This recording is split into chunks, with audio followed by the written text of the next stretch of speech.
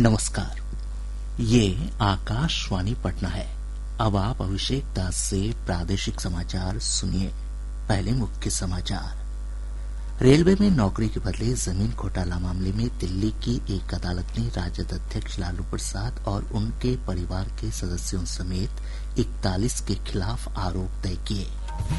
कृषि मंत्री रामकृपाल यादव ने कहा, सरकार पान उत्पादक किसानों के हितों की रक्षा के लिए जल्द करेगी पान आयोग का गठन। राज्य सरकार ने गन्ना के खरीद मूल्य में 15 से 20 रुपए प्रति क्विंटल की वृद्धि की। नई दरें पेराई सत्र 2025-26 से ही होगी प्रभावी। और कड़ाके की ठंड से आम जनजीवन प्रभावित। कल राज्य के उत्तरी और दक्षिण पश्चिम हिस्सों में शीत दिवस की चेतावनी। अब समाचार विस्तार से।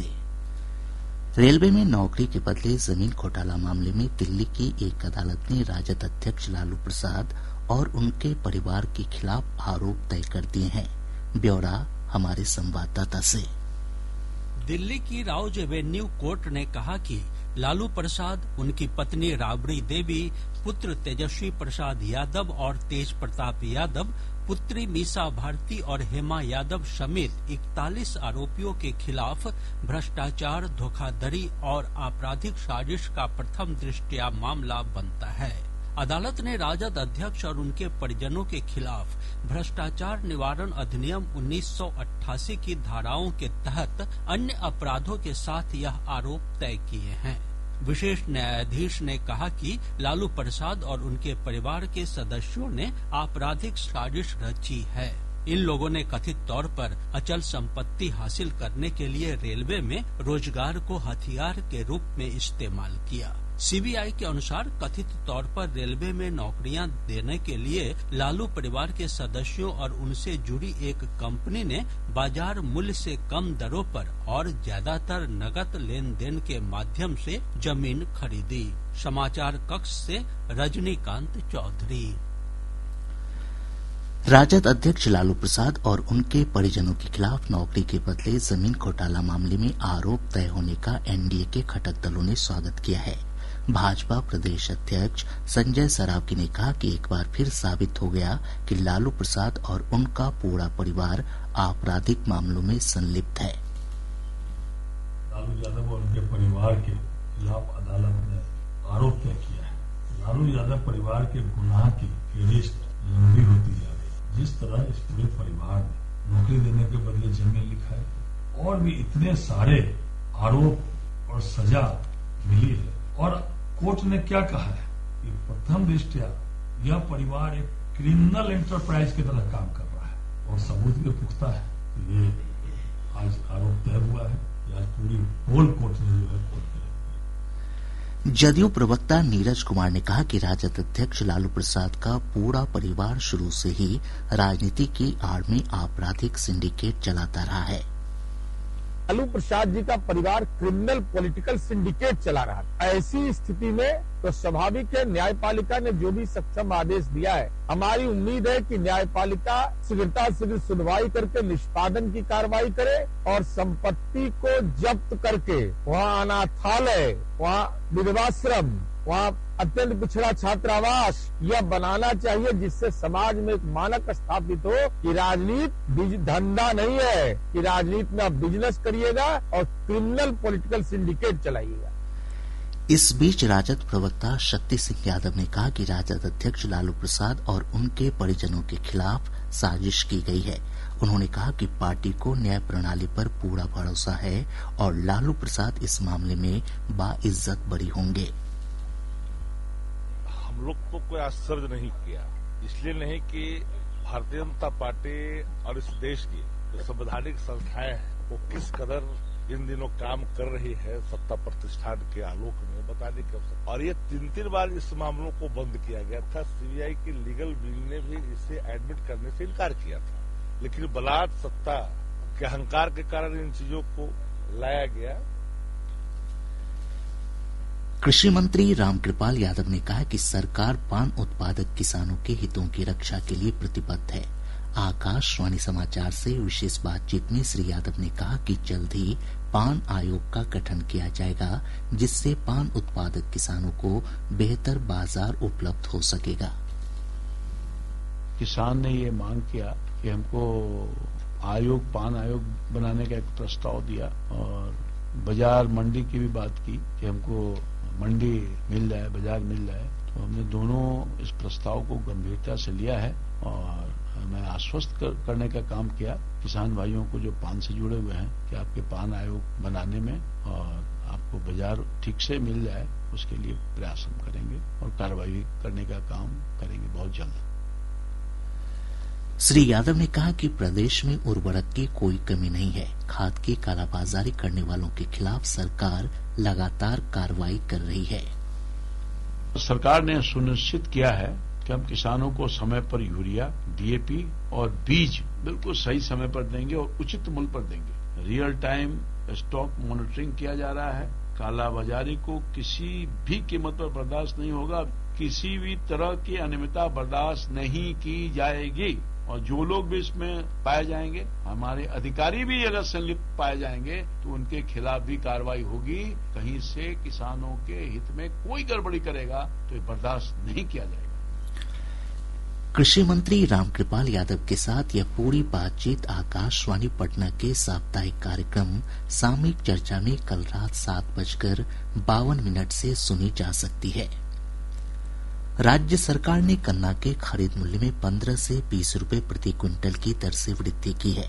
गन्ना उद्योग मंत्री संजय कुमार ने कहा कि यह वृद्धि पेराई सत्र 2025-26 से ही प्रभावी होगी। उन्होंने कहा कि चीनी मिल मालिकों की सहमति से यह फैसला किया गया है।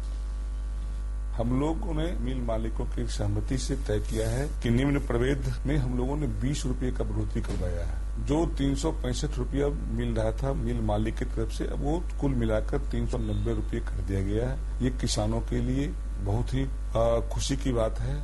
गन्ना उद्योग विभाग के लिए उपलब्धि की बात है कि आज 390 रुपये हम लोगों ने लागू कर दिया है। राज्य सरकार ने भारतीय प्रशासनिक सेवा के 22 अधिकारियों का तबादला कर दिया है। गृह विभाग द्वारा जारी अधिसूचना के अनुसार नालंदा के नगर आयुक्त दीपक कुमार मिश्रा को मुख्यमंत्री सचिवालय में संयुक्त सचिव बनाया गया है। वहीं शुभम कुमार नालंदा के उप विकास आयुक्त बनाए गए हैं। अधिसूचना के अनुसार 9 जिलों में नए उप विकास आयुक्त की तैनाती की गई है, जबकि 7 नगर निगम में नए नगर आयुक्त की पदस्थापना की गई है। इधर राज्य सरकार ने भारतीय पुलिस सेवा के 71 अधिकारियों का भी तबादला कर दिया है। कुंदन कृष्णन को विशेष कार्यबल का महानिदेशक बनाया गया है। वहीं आर मलरवीजी को बिहार विशेष सशस्त्र पुलिस बल का अपर पुलिस महानिदेशक बनाया गया है। प्रादेशिक समाचार आप आकाशवाणी पटना से सुन रहे हैं। ताजा समाचारों के लिए आप हमारे एक्स हैंडल AIRnews_पटना पर जा सकते हैं। सूचना और प्रसारण मंत्री अश्विनी वैष्णव ने कहा है कि इस वर्ष सूचना और प्रसारण मंत्रालय का पुनर्गठन किया जाएगा, जिसमें एक नई परिचालन प्रणाली का विकास भी शामिल है। श्री वैष्णव आज नई दिल्ली में क्रिएटर्स कॉर्नर के शुभारंभ समारोह को संबोधित कर रहे थे। उन्होंने कहा कि प्रसार भारती द्वारा शुरू की गई इस पहल का उद्देश्य डिजिटल प्लेटफॉर्म पर रचनात्मक सामग्री को प्रदर्शित करना और इसे बढ़ावा देना है। श्री वैष्णव ने कहा कि सरकार का लक्ष्य 1 करोड़ युवाओं को अर्थव्यवस्था से जोड़ना है। उन्होंने घोषणा की कि इस प्रणाली के माध्यम से सूचना और प्रसारण मंत्रालय, प्रसार भारती और इससे संबद्ध संगठनों को रचनाकारों की नई पीढ़ी और तकनीक से जोड़ा जाएगा और इससे रोजगार के नए अवसर पैदा होंगे। आईटी इंडस्ट्री को इस नए युग के लिए तैयार करना और हमारे छात्रों को इस इंडस्ट्री के लिए तैयार करना, ये एक मिशन का बहुत बड़ा रोल है। और इसी के तहत 10 लाख नौजवानों को AI स्किल्स में ट्रेन करने का कार्यक्रम आरंभ हुआ है। राजस्थान की पाबंद है। आगामी 1 वर्ष के अंदर अंदर इस गोल को पूरा किया जाएगा। विकसित भारत युवा नेता संवाद 2026 का दूसरा संस्करण आज नई दिल्ली में शुरू हुआ। कार्यक्रम का औपचारिक उद्घाटन कल राष्ट्रीय सुरक्षा सलाहकार अजीत डोभाल करेंगे। खेल और युवा मामलों के मंत्री मनसुख मांडविया ने कहा कि प्रधानमंत्री नरेंद्र मोदी इस महीने की 12 तारीख को समापन समारोह में शामिल होंगे। इस दौरान प्रधानमंत्री देश के युवा नेता से संवाद करेंगे। श्री मांडविया ने कहा कि 4 दिवसीय इस कार्यक्रम में देश और विदेश से 2500 से अधिक युवा भाग ले रहे हैं। युवा संवाद में बिहार के भी 69 प्रतिभागी शामिल हैं। भाजपा सांसद विवेक ठाकुर ने कहा है कि विकसित भारत जी रामजी योजना का प्रमुख उद्देश्य विकसित भारत के लक्ष्य को प्राप्त करने के लिए ग्रामीण विकास का नया ढांचा तैयार करना है। श्री ठाकुर आज नवादा में पत्रकारों से बातचीत कर रहे थे। उन्होंने बताया कि नई योजना में काम के दिनों की संख्या बढ़ाने के साथ पारिश्रमिक में भी बढ़ोतरी की गई है। सर्द पछुआ हवा के प्रभाव से पूरा प्रदेश कड़ाके की ठंड की चपेट में है। इससे आम जनजीवन प्रभावित हुआ है। मौसम विभाग से प्राप्त जानकारी के अनुसार पिछले 24 घंटों के दौरान राज्य के दक्षिण पश्चिम हिस्सों में न्यूनतम तापमान में 1 से 3 डिग्री सेल्सियस तक की गिरावट आई है। अधिकांश स्थानों का न्यूनतम तापमान 9 डिग्री सेल्सियस से नीचे दर्ज किया गया। आज सबौर राज्य का सबसे ठंडा स्थान रहा, जहां का न्यूनतम तापमान 5 डिग्री सेल्सियस रिकॉर्ड किया गया। मौसम पूर्वानुमान में कहा गया कि कल से न्यूनतम तापमान में 1 से 3 डिग्री सेल्सियस की बढ़ोतरी हो सकती है। हालांकि इसके बाद एक बार फिर तापमान में गिरावट आने की संभावना है। कल राज्य के उत्तरी और दक्षिण पश्चिम हिस्सों में शीत दिवस की चेतावनी जारी की गई है।